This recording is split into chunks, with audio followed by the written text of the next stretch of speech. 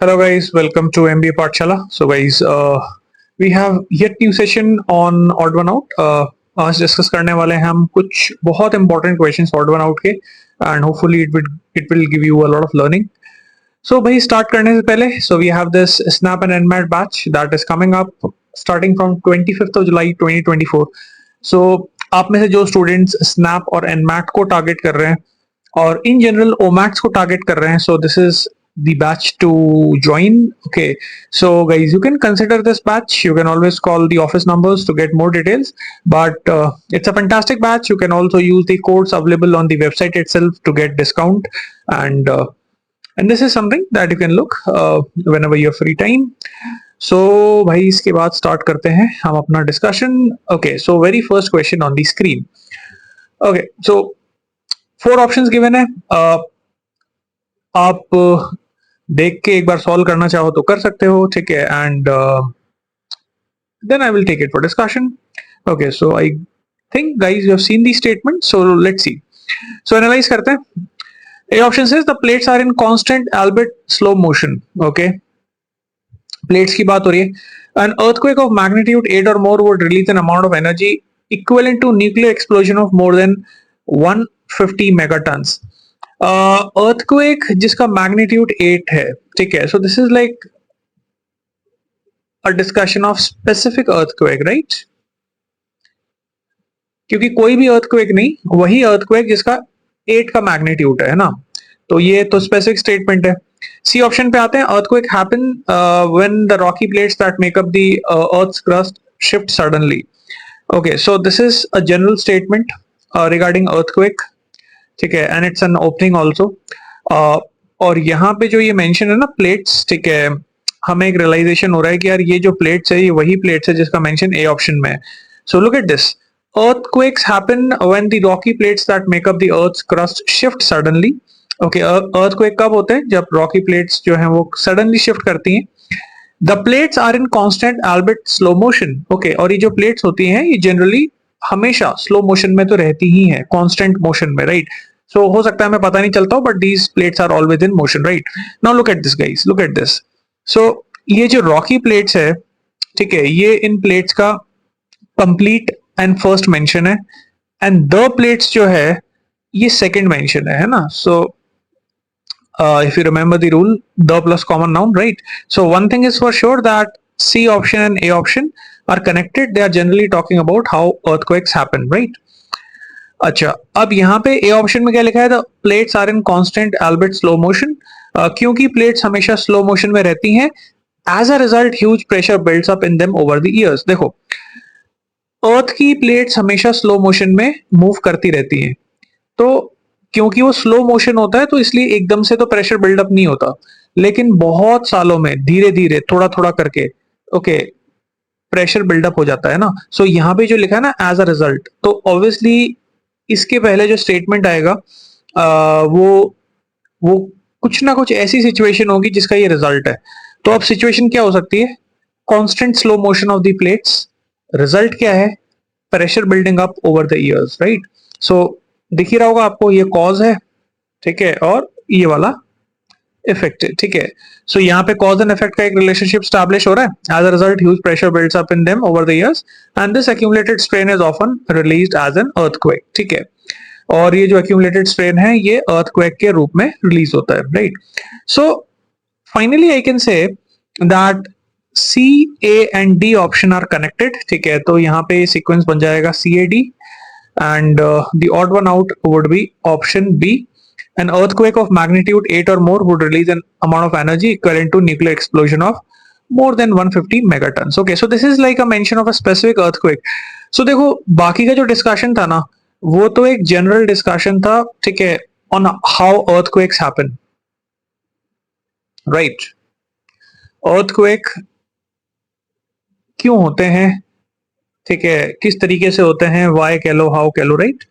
And B option is like very specific option कि उसमें कितनी एनर्जी निकलती है मैग्नीट्यूड 8 वाले में. तो ऑब्वियसली यहाँ पे इतना स्पेसिफिक ऑप्शन जिसमें आप एनर्जी की बात कर रहे हो, उसमें इतनी एनर्जी निकलती है 150 मेगाटन के न्यूक्लियर एक्सप्लोजन के बराबर होगी. So yes, this is going to be the odd one out. I believe सबको समझ में आया होगा. Okay so guys this is how we solve this. Next question को देखते हैं. So next question on the screen, ये वाला थोड़ा सा लेंदी लग रहा है. Okay so you can have a look at these statements and now let's solve this. Although dengue is more lethal, some say chikungunya hurts more and lasts longer.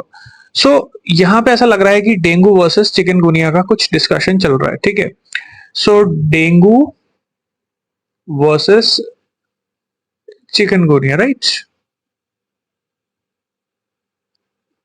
First option में, right? The disease which is spread by mosquitoes and it's common in Africa and Asia and now comes to the Caribbean. Okay, so this is referring to some disease. अब वो कौन सी disease है देखते हैं. मतलब ऐसा लग रहा है कि शायद चिकनगुनिया होगी या मे बी डेंगू होगी, है ना? ठीक है, so the disease. Okay, it means कि इसके पहले उस डिजीज का मेंशन आया होगा. Those diagnosed with chikungunya fever may not care to know its name, and East African word which means that which bends up, a reference to the contorted portion of the posture of the sufferers. So guys ये जो है ना C option, अगर मैं इसको ध्यान से देखता हूं तो this is telling me how this word chikungunya came into being. So basically definition है कि चिकनगुनिया वर्ड जो है उसका ओरिजिन कैसे हुआ. अब मैं उस वर्ड के ओरिजिन की बात कर रहा हूं तो इसका मतलब ये ओपनिंग के अंदर आ रहा होगा. Those diagnosed with chikungunya fever may not care to know its name, but an East Asian word means that which bends up, a reference to the contorted posture of sufferers. ठीक है, तो जो sufferers होते हैं, मतलब जिनको ये disease हो जाती है, उनका जो पोस्चर है, ठीक है, वो बिल्कुल कंटॉर्टेड हो जाता है, मतलब टेढ़ा मेढ़ा हो जाता है. सो इट्स लाइक बेंट, है ना? कोई चीज बेंट हो जाती है ना, मुड़ जाती है. Okay, so that is contorted. ठीक है, सो सी ऑप्शन, अगर ये डिस्कशन चिकनगुनिया के बारे में है तो सी ऑप्शन स्टार्टिंग का काम कर देगा, राइट? सो और ऑप्शन को पढ़ते हैं. Dengue is already endemic along the Texas Mexico border and this strain of chikungunya. So यहाँ पे यार टेक्सास मैक्सिको बॉर्डर की बात हो रही है, ठीक है, और and this strain of chikungunya, यानी कि इसके पहले कोई स्पेसिफिक स्ट्रेन आया होगा. ठीक है, तो अगर मैं डिस्कशन में देखूं तो बाकी ऑप्शंस के अंदर तो चिकनगुनिया या डेंगू को as a normal general sense में हम बात कर रहे थे, लेकिन यहाँ पे जो डी ऑप्शन है ना, उसमें क्या लिखा है, दिस स्ट्रेन. दिस स्ट्रेन का मतलब क्या हुआ कि इसके पहले आपने बताया होगा कि ये कौन सा स्पेसिफिक स्ट्रेन है, टाइप है चिकनगुनिया का. Okay, which is carried by Aedes aegypti mosquito. Now this is something important guys. अब क्योंकि यहाँ पे दिस आ रहा है और दिस के साथ स्ट्रेन लगा हुआ है, तो दिस का मतलब ही होता है दिस दैट दीज दोस, की इसको चाहिए होता है रेफरेंस. तो या तो मुझे कोई ऐसा ऑप्शन मिल जाए जहां पे किसी स्पेसिफिक टाइप के चिकनगुनिया की बात हो रही हो, और अगर मुझे नहीं मिलता तो this can be the odd one out, right? There is a chance, क्योंकि बाकी ऑप्शंस में डेंगू और चिकनगुनिया को एज अ जनरल टर्म, मतलब बीमारी की हम बात कर रहे हैं, किसी स्पेसिफिक स्ट्रेन की बात नहीं कर रहे. E option says the pain felt mostly in the joints makes chikungunya similar to dengue fever. The pain, okay, the pain felt mostly in joints makes chikungunya similar to dengue fever, right? तो ये वाला जो option है, ये भी chikungunya और dengue का comparison है. ठीक है, तो ये कंपैरिजन चल रहा है और सिमिलैरिटी की यहाँ पे बात हो रही है. ओके, यहाँ पे सिमिलैरिटी की बात हो रही है कि भाई क्योंकि पेन होता है तो उसकी वजह से चिकनगुनिया और डेंगू काफी हद तक अपने नेचर में सेम है. ठीक है, ए ऑप्शन भी वही कर रहा था, कंपैरिजन है ना चिकनगुनिया और डेंगू का, right? So what I can see here is that in general the discussion is about chikungunya and the discussion is also about chikungunya versus dengue, की डेंगू और चिकनगुनिया में क्या सिमिलैरिटीज हैं. ठीक है, एक ऑप्शन ऐसा है जहां पे एक स्पेसिफिक स्ट्रेन की हम लोग बात करने लग गए. अभी मैंने सारे ऑप्शंस पढ़ लिए, लेकिन कोई ऐसा स्पेसिफिक स्ट्रेन हमें मिल नहीं रहा, मतलब कोई स्पेसिफिक ऐसा टाइप ऑफ चिकनगुनिया जिसकी हम बात कर रहे हो, राइट? ठीक है, okay, and there is no mention of Texas Mexico border also. Okay, तो ये वाला लग रहा है कि ऑड वन आउट हो सकता है. So there is a good chance कि D option could be the odd one out. ठीक है, D option could be the odd one out, but एक बार इसको हम अरेंज करते हैं. सो सी ऑप्शन हम लोगों ने देखा ही था, ओपनिंग है. Those diagnosed with chikungunya fever may not care to know its name, and East African word means that which bends up, and reference to the contorted posture of sufferers. So chikungunya का जो name है, ठीक है, वो कहाँ से origin करता है, इसका मीनिंग होता है that which bends up, और ये रेफरेंस होता है contorted posture of sufferers. Okay, यानी कि चिकनगुनिया वर्ड का जो ओरिजिन है उस वर्ड का ही मीनिंग होता है कोई चीज जो मुड़ जाए, ट्विस्ट हो जाए, है ना। और ये इसलिए वर्ड आया है क्योंकि इसमें शायद आपके जॉइंट्स वगैरह ट्विस्ट हो जाते होंगे, है ना, चिकनगुनिया में। अब अगर जॉइंट्स ट्विस्ट हो जाएंगे तो क्या होगा, पेन होगा। ठीक है, the pain felt mostly in the joints, right. अब देखो ये तो द पेन जो है ना, ये किसकी पेन की बात हो रही है, चिकनगुनिया की पेन की बात हो रही है। अब सी ऑप्शन चिकनगुनिया की स्टार्टिंग था, ये ऑप्शन भी चिकनगुनिया का बात कर रहा है। ठीक है, यहां पे क्योंकि ये स्टार्टिंग था और ये उसके आगे पेन की बात कर रहा है, तो सीधी सी बात है सी ऑप्शन की ओपनिंग के बाद ही ई ऑप्शन आएगा। वन मोर थिंग गाइस, ये जो ये लिखा है ना, chikungunya makes it similar to dengue fever, this is the first mention और the first sentence that compares chikungunya with dengue fever. ठीक है, अब इसके आगे जो मैं डिस्कशन को बढ़ाऊंगा, तो इसके आगे मैं चिकनगुनिया और डेंगू को और ज्यादा कंपेयर करूंगा, बट आई कैन सी कि ये अभी फर्स्ट टाइम आप चिकनगुनिया और डेंगू को कंपेयर कर रहे हो, right. Okay, so this is opening joint pain contorted posture की वजह से क्या होगा, जॉइंट पेन होगा, तो द पेन आ गया, द पेन को भी रेफरेंस चाहिए, राइट। कौन सा पेन, जो पेन आपको कंटॉर्टेड पोस्चर ऑफ सफरर्स की वजह से होता है।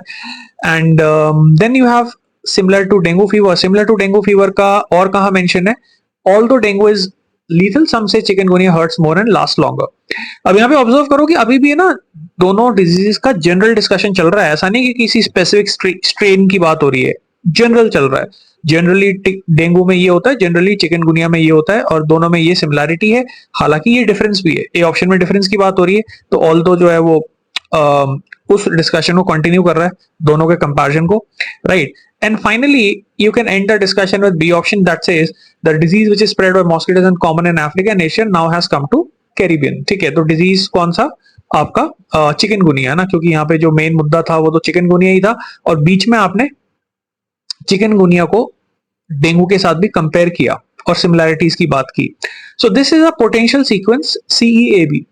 Now in the actual exam you may decide not to sequence it. ठीक है, अगर आप उसको सीक्वेंसिंग नहीं करते या थोड़ा बहुत सीक्वेंसिंग ऊपर नीचे भी होता है तो भी फर्क नहीं पड़ेगा, बिकॉज एग्जैक्ट सीक्वेंस से मतलब नहीं है मुझे, इस चीज से मतलब है कि मुझे ये पता चल जाए कि डी ऑप्शन जो है, D option, D for Delhi, इसमें क्योंकि स्पेसिफिक स्ट्रेन की बात हो रही है और पूरा का पूरा डिस्कशन एक जनरल सेंस में चल रहा है, chikungunya as a general disease.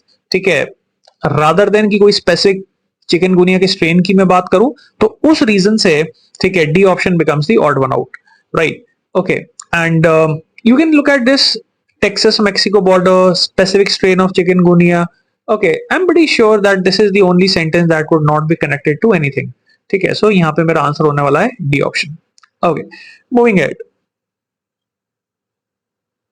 Okay, let's look at the options.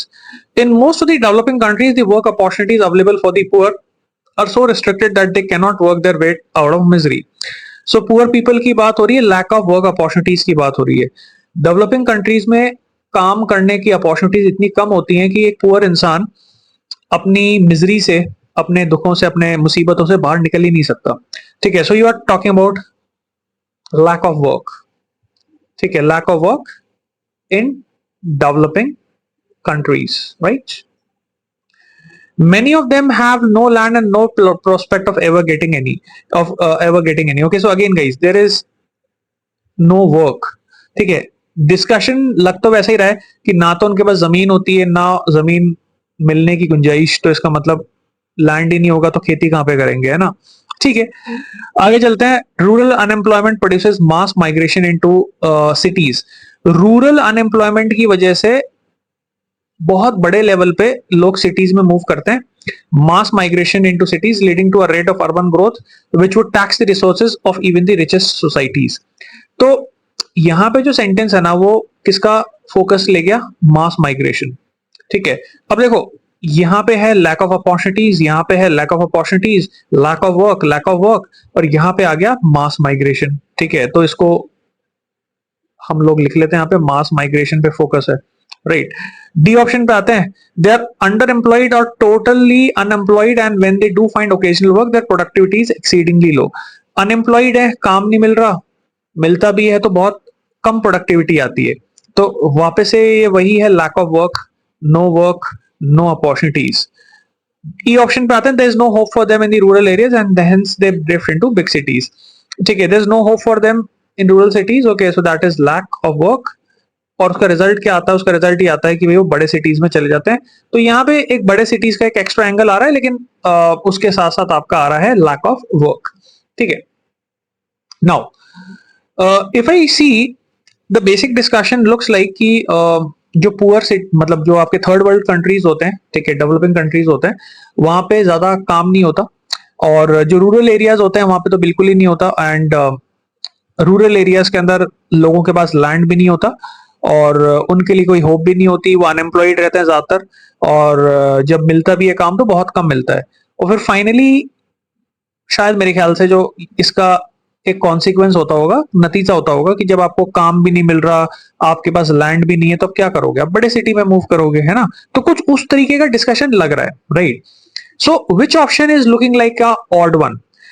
अभी मैंने जब इसको क्वेश्चन को सुपरफिशियली ऑब्जर्व किया, तो सी ऑप्शन में बात ये नहीं हो रही कि क्योंकि लैक ऑफ वर्क है तो लोग बड़े सिटीज में मूव कर जाते हैं।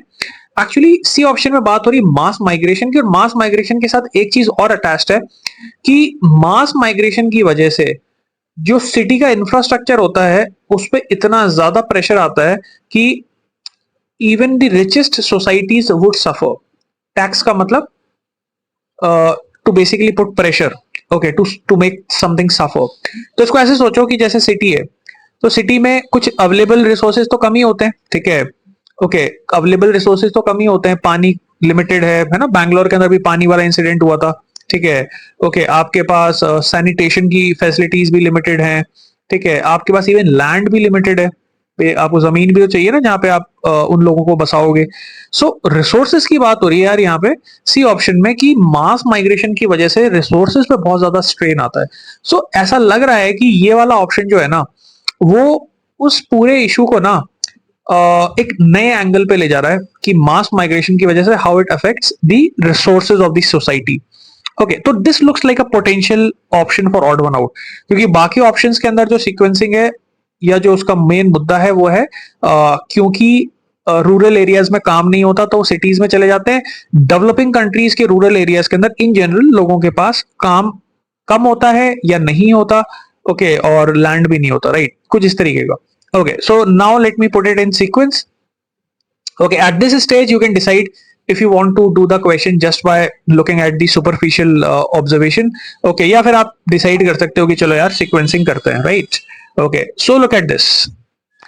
So you have A, D, B and E option that are making a sequence, and the odd one out is going to be C option. ठीक है, so A, D, B, E का sequence आ रहा है. In most of the developing countries, the work opportunities available for the poor are so restricted that they cannot work their way out of misery. Then they are underemployed or totally unemployed, and when they do find occasional work, their productivity is exceedingly low. Many of them have no land or no prospect of ever getting any, and there is no hope for them in the rural areas, and they drift into big cities. ठीक है, तो बिल्कुल बढ़िया sequence बन गया यहाँ पे कि भाई उनके पास कोई अपॉर्चुनिटीज नहीं होती, कोई लैंड नहीं होता, तो फाइनली वो डिसाइड करते हैं कि भाई अर्बन एरियाज में अपन मूव कर जाते हैं। ठीक है, सो which option is going to be the odd one out? The answer is option C. Okay, let's move on to the last question for today. Okay, so let's look at the options given. All traditional philosophies is an attempt to create an orderly system of ideas by which to create and which to live and to interpret the world. Okay, it is difficult to bear the resultant feeling of emptiness, and the vacuum of our minds may only too easily be filled by some big fantastic notion. Okay, traditional philosophy की बात हो रही है.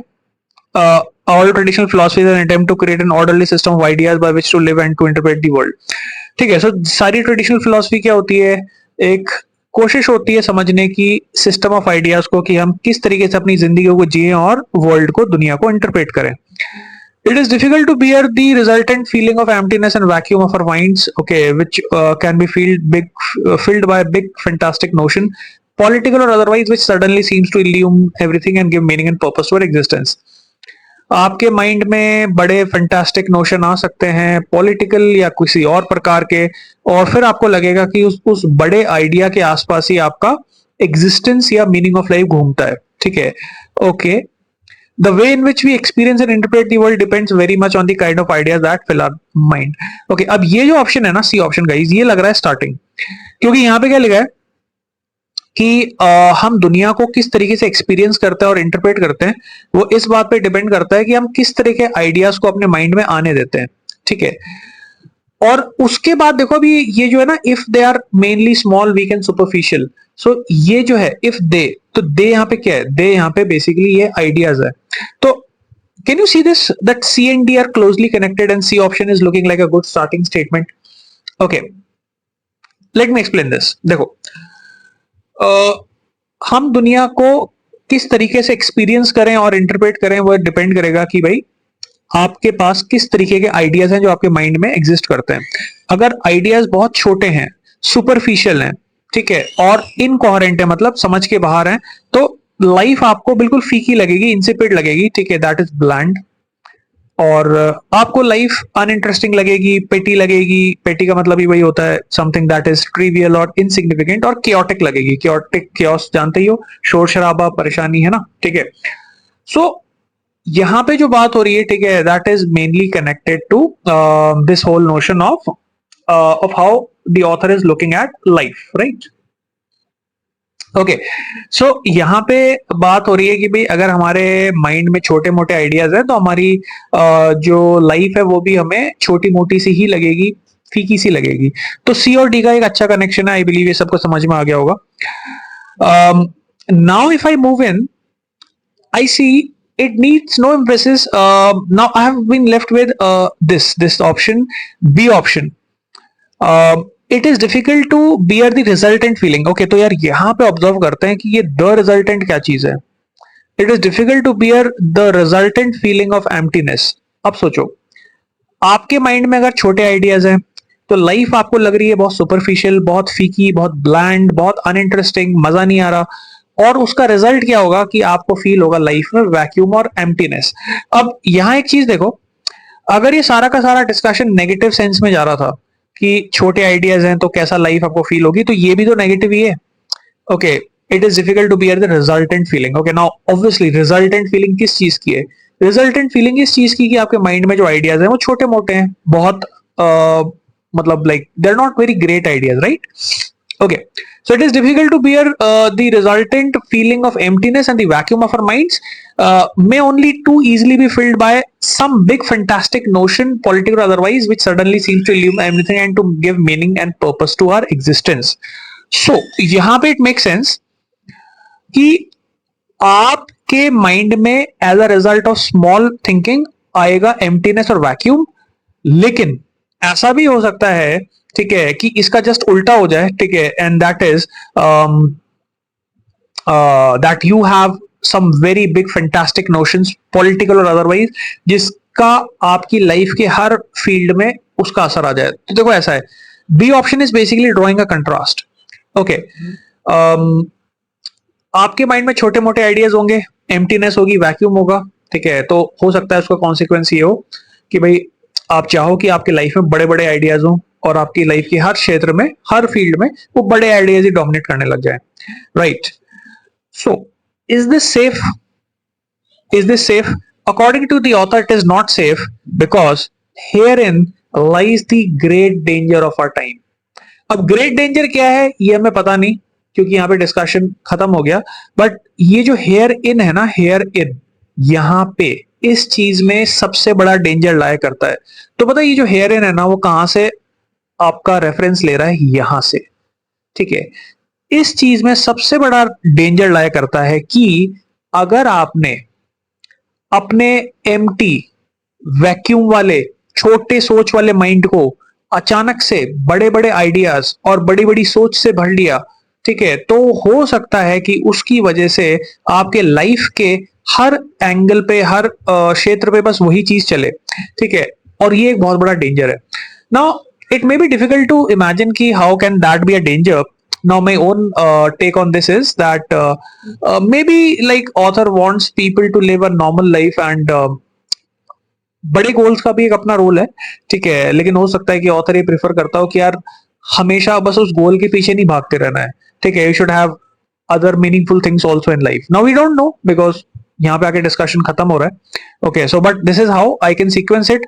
Hair इन की वजह से E option आपका बी से रिलेट हो रहा है, right? This is a slightly complex question, I would say, but that is how we can do this, right? अच्छा, अब यहाँ पे A ऑप्शन की बात कर लेते हैं, जो कि ऑड वन आउट है, जो कि हो सकता है शायद स्टार्टिंग में आपको नहीं दिखा हो, बट अभी आप देखो.